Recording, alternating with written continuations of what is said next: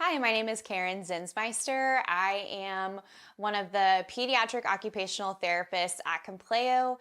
And Kelsey and I earlier were talking about how I help kiddos with constipation and how sometimes there's a sensory component to that. So when we talk about sensory integration or the word sensory, what we're talking about is the feedback that the world is giving you and how your body processes it. Everybody has sensory needs. I don't like being cold. When I'm cold, I'm not very nice. So I like to stay warm generally. I guess that's a good thing that I live in Texas. But I know my sensory needs and I'm able to meet them throughout the day.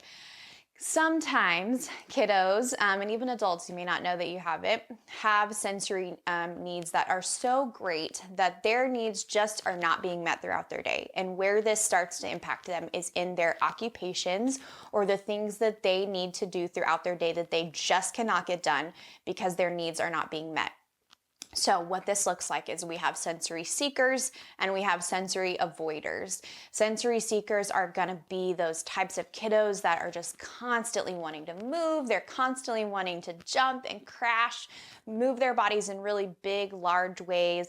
They have lots of energy sun up to sundown. I personally have a sensory seeker kiddo in my household, and so we do lots of sensory activities to meet her needs throughout the day so that she can be successful in the things that she needs to get done.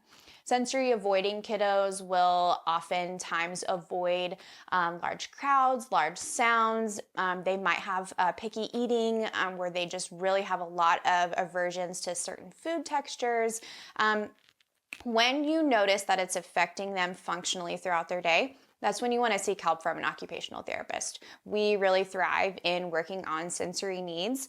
And because of these specific needs, what we find oftentimes is that it can affect the kiddo in their habits and routines in the toilet.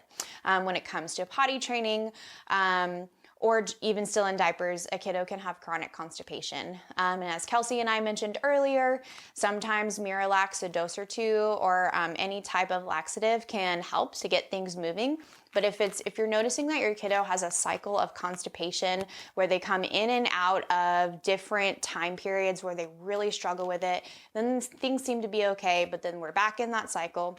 That can be an indicator that there might be something sensory going on causing some of the constipation symptoms.